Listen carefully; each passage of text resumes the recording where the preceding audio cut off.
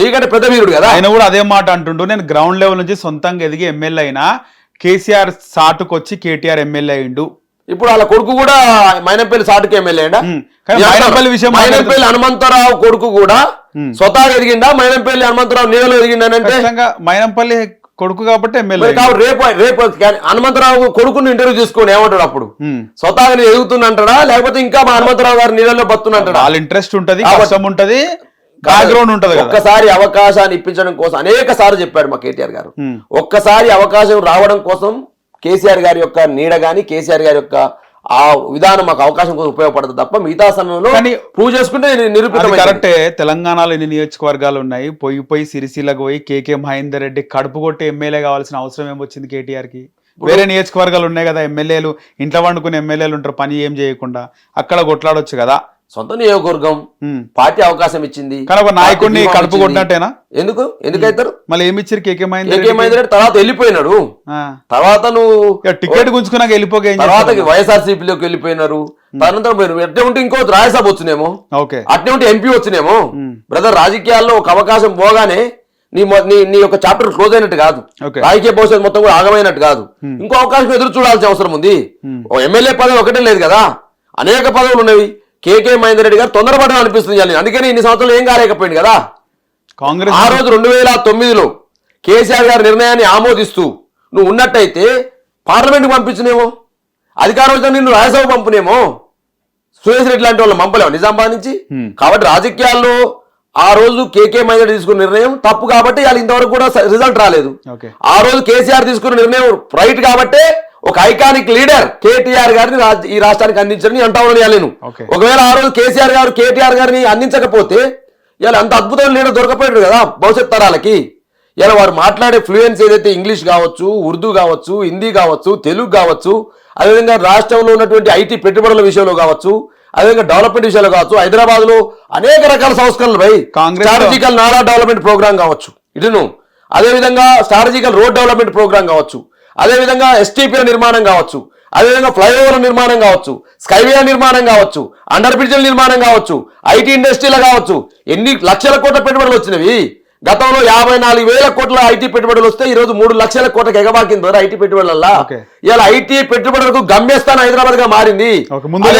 దేశానికి IT minister KTR అన్నట్టు ఈ రాష్ట్రంలో ఐటీ ఇండస్ట్రీ డెవలప్ అయింది. ఎవరున్నారు ఈ రోజు? చూడాలి బ్రదర్, ఈ రోజు వాళ్ళే చెప్పారు కదా ఐటీ ఉద్యోగాల సంఖ్య తగ్గిందని.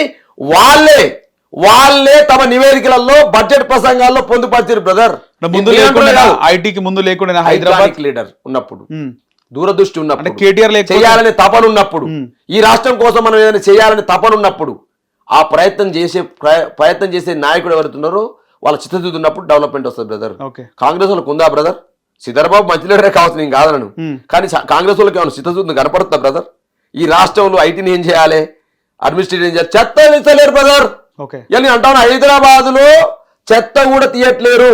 నాకు రీసెంట్ గా ఒక కాలర్ ఫోన్ చేసిండు, అన్నా మేము దిల్సు నగర్ మాది, కనీసం రోడ్ల మీద చెత్త కూడా తీసలేరు అన్నా. ఈ రోడ్ల మీద వచ్చారు కదా, రోడ్ల మీద చెత్త అంత చెత్తే బ్రదర్, అంత అట్లనే ఉంది. కాంగ్రెస్ నాయకుల మెదల్లో చెత్త ఉంది, హైదరాబాద్ వీధులలో చెత్త ఉంది. ఇలా ఏమంటే వాళ్ళు ఈ చెత్త మీద, మున్సిపల్ అడ్మినిస్ట్రేషన్ మీద, ఐటీ ఇండస్ట్రీల మీద, పురపాలకు సంబంధించినటువంటి డెవలప్మెంట్ మీద, అదేవిధంగా ఈ రాష్ట్ర యొక్క పురపాలక అంటే మన వానవడ్డ చూసిరా గచ్చిపోలి 9వ తారీఖు రోజు మొత్తం నిండిపోయినాయి, 10 సంవత్సరాలు ఏం చేసింది బీఆర్ఎస్? మళ్ళీ 9వ తారీఖు పురపాలకల్లా ఏం చేసింది?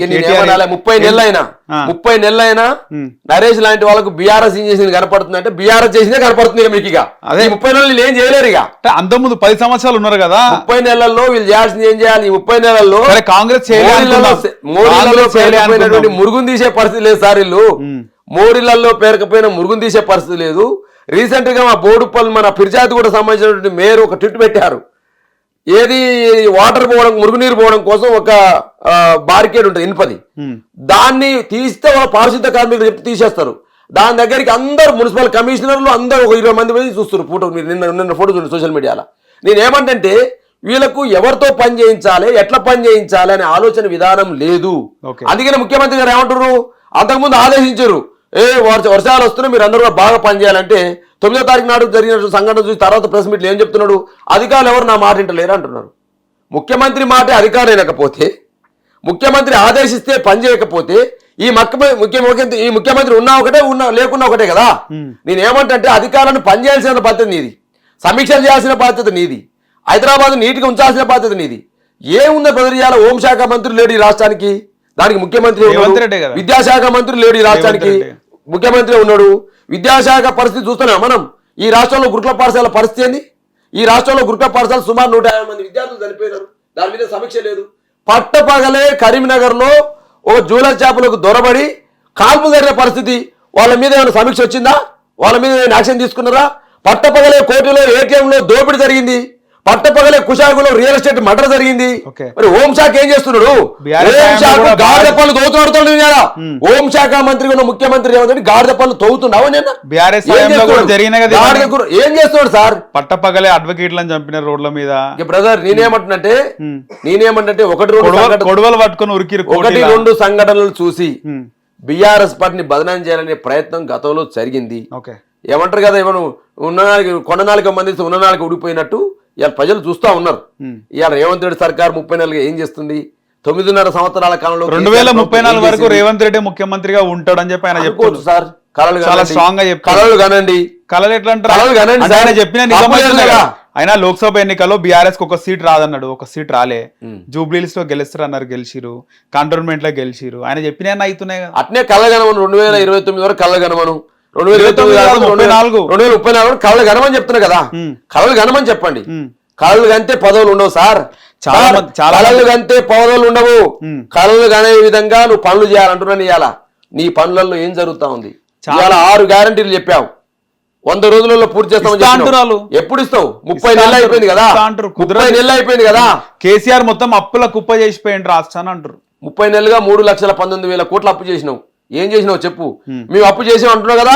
మేము అప్పు చేసినప్పటికీ మేము చేసిన 8 లక్షలని అబద్ధం ప్రచారం చేస్తున్నాం. మేము చేసిన అప్పు రాష్ట్రం యొక్క ఆర్థిక శాఖ నివేదికల ప్రకారం, కేంద్ర ఆర్థిక శాఖ నివేదికల ప్రకారం 4 లక్షల కోట్లు మాత్రమే. 4 లక్షల కోట్లలో మేము డాక్టర్ బాబాసాహెబ్ అంబేద్కర్ సచివాలయం కట్టినాం, అమరవీరుల జ్యోతి స్తూపాన్ని కట్టినాం, డాక్టర్ బాబాసాహెబ్ అంబేద్కర్ విగ్రహాన్ని కట్టినాం, అన్ని సెక్రటరీ నిర్మాణం చేసినాం, అదేవిధంగా ప్రగతి భవన్ని కట్టినాం, అదేవిధంగా ఎస్పీ కార్యాలయాలను కట్టినాం, జిల్లా కలెక్టరేట్లు కట్టినాం బ్రదర్, జిల్లా కలెక్టరేట్లను కట్టినాం, అదేవిధంగా జిల్లాలు ఏర్పాటు చేసినాం, రెవెన్యూ డివిజన్లు ఏర్పాటు చేసినాం, మండలాలు ఏర్పాటు చేసినాం, కేసీఆర్ కిట్ తెచ్చినాం, రైతు బంధు తెచ్చినాం, రైతు బీమా తెచ్చినాం, అదేవిధంగా రైతు వేదికలు కట్టినాం. 1-2 100 కొద్ది సార్. మిషన్ కాకతీయ చేసినాం, మిషన్ భగీరథ చేసినాం. ఈ రాష్ట్రంలో ప్రతి హనుమాను గుడి లేని ఊరు లేదు. కేసీఆర్ పథకం అందని ఊరు మనిషి లేడనే విధంగా ఇల్లు లేదంటారా చెప్తారు. కేసీఆర్ పథకం అందని ఇల్లు లేదు, హనుమాన్ గుడి లేని ఊరు లేదు అన్నట్టు ఈ రాష్ట్రంలో ప్రతి ఇంటికి సంక్షేమం, ప్రతి కళ్ళల్లో ఆనంద విధంగా కేసీఆర్ పరిపాలన కొనసాగింది. ఇవాళ ఏ కళ్ళలో చూసినా కన్నీళ్లే కనపడుతున్నాయి రేవంత్ రెడ్డి గారి సర్కార్లో. ఎక్కడ ఏ బస్తీకి పోతారు, హైదరాబాద్ లో ఏ బస్తీకి పోయినా ఎప్పుడు ఇల్లు కూడా కొడతారు అని, ఎప్పుడు హైదరాబాద్ బుల్డోజర్ మా ఇంటి మీదకి వస్తామని చెప్పేసి ఇలా ప్రజలు కళ్ళల్లో ఒత్తులు పెట్టుకొని కన్నీళ్లు కారుస్తా ఉన్నారు సార్. ఇక నేను అన్నది కాదు సార్, బుచ్చమ్మ ఎట్లా చచ్చిపోయింది సార్?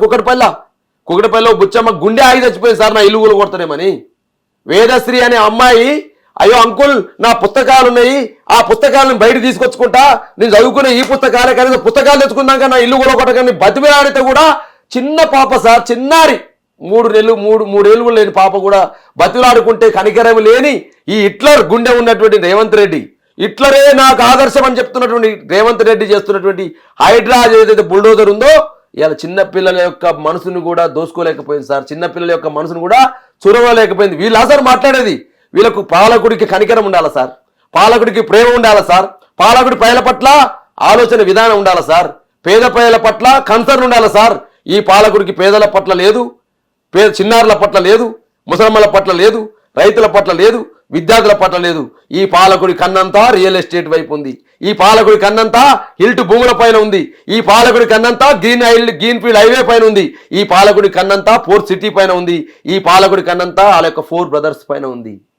ఈ రాష్ట్రానికి 4 అన్నదమ్ములకు, ఆయన యొక్క అనూహ్యులకు, ఆయన యొక్క మిత్రులకు దోచిపెట్టడం కోసం ముఖ్యమంత్రి అన్నట్టు కనపడతా ఉంది తప్ప ఈ రాష్ట్రంలో రైతుల కన్నీళ్లు దుర్దామని లేదు నాకు. అందుకని రైతు బంధు ఎగ్గొచ్చిండు.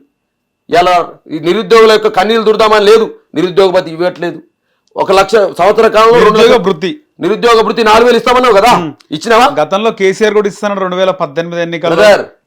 ఆ రోజు చెప్పినాం మేము, ఎందుకు మేము హామీ ఇచ్చినాం, సాధ్యం కాదు ఇది అందరికి ఇవ్వడము అని చెప్పినాం కాబట్టి రేవంత్ రెడ్డి మా మీద అబద్ధాలు చెప్పినావు కదా, ఇస్తానన్నావు కదా. కేసీఆర్ ఇప్పుడు నీకు ఎట్లా ఓటేసారు బ్రదర్, కేసీఆర్ రైతు బంధు 10,000 ఇస్తుండు, నేను 12,000 ఇస్తాను. కేసీఆర్ ఎలక్షన్ లో 12,000 ఇస్తానన్నాడు, నేను 15,000 ఇస్తాను. మరి అలా రైతు కూలీలను గుర్తిస్తాను, కౌలు రైతులను గుర్తిస్తాను, కులం బంగారం ఇస్తామన్నావు, విద్యార్థులకు స్కూటీలు ఇస్తాను, 2 లక్షల ఉద్యోగాలు ఇస్తాను, నిరుద్యోగ భృతి ఇస్తాను, ఉద్యమకాల 250 గదాల స్థలం ఇస్తానన్నావు. ఇవాళ ముసలమ్మలకు ముసలయ్యలకు గతంలో కేసీఆర్ ముసలమ్మను ముసలిని వేరు చేసిండు, ఒక ఇంట్లో ఒకరికే పింఛన్ ఇస్తుండు, ఈ రేవంత్ రెడ్డికి ఓటేయండి నేను 2కి పింఛన్ ఇస్తానని చెప్పేసి అన్నావు. రైతులారా మీరందరూ రాండి, నవంబర్ 28 నాడు మీరందరూ ఓటేయండి కాంగ్రెస్ ప్రభుత్వానికి, డిసెంబర్ 3 నాడు మన గవర్నమెంట్ వస్తుంది, మీరు 2 లక్షల రుణమాఫీ చేస్తాం, పోండి బ్యాంకులలో పోండి రుణాలు తీసుకోండి అన్నావు.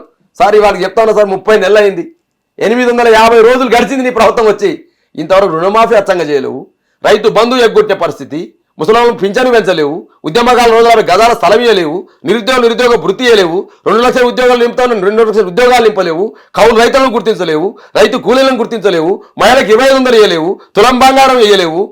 ఎన్ని చెప్పాలి 25,000 కథ ఆడికే పోయింది. నేను అంటా ఉన్నా బ్రదర్, ఇవాళ ఇది బాకీల ప్రభుత్వం. ఒకవేళ బాకీలను అడిగితే ప్రతిపక్షాలను బురదగలుతున్న ప్రభుత్వం ఇది.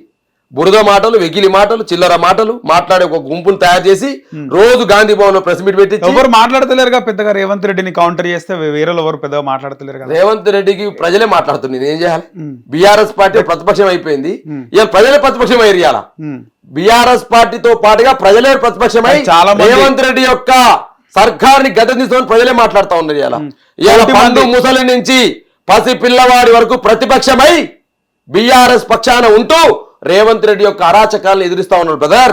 ఇవాళ ప్రతిపక్షం ప్రజలే, ఆ ప్రజల పక్షాలు ఉన్నదే బీఆర్ఎస్ 100%. హిట్ టీవీ యాప్, ఇందులో short news, live news, entertainment shows, movies, digital magazines తో పాటు మీ జిల్లా వార్తలను కూడా ఫ్రీగా చూడొచ్చు. ఇంకెందుకు ఆలస్యం, వెంటనే హిట్ టీవీ యాప్ ని డౌన్లోడ్ చేసుకుని ఫ్రీగా ఎంటర్టైన్మెంట్ పొందండి. Hit TV app, hit TV app, please download hit TV app. Hit TV app ని ఫ్రీగా డౌన్లోడ్ చేసుకుని ఎంజాయ్ చేయండి. మీకు నచ్చిన ఎంటర్టైన్మెంట్ కోసం హిట్ టీవీ యాప్ ని ఫ్రీగా డౌన్లోడ్ చేసుకుని ఎంజాయ్ చేయండి. హిట్ టీవీ యాప్ ని డౌన్లోడ్ చేసుకుని ఆస్వాదించండి, ఆశీర్వదించండి. ఇంతమంది సెలబ్రిటీలు హిట్ టీవీ యాప్ ని డౌన్లోడ్ చేసుకోండి అని చెప్తున్నారంటే ఎంత మంచి యాప్ ఆలోచించండి. అమెరికా అమెరికా అమెరికా అమెరికాలో చదవాలనుకునే వాళ్ళకి విశ్వసనీయమైన పేరు మన శౌర్య కన్సల్టెన్సీ. UK లో 1 year masters, UK లో 1 year masters, 2 years work permit up to 5 years visa. Contact Saurya Consultancy. Contact 89851 89851.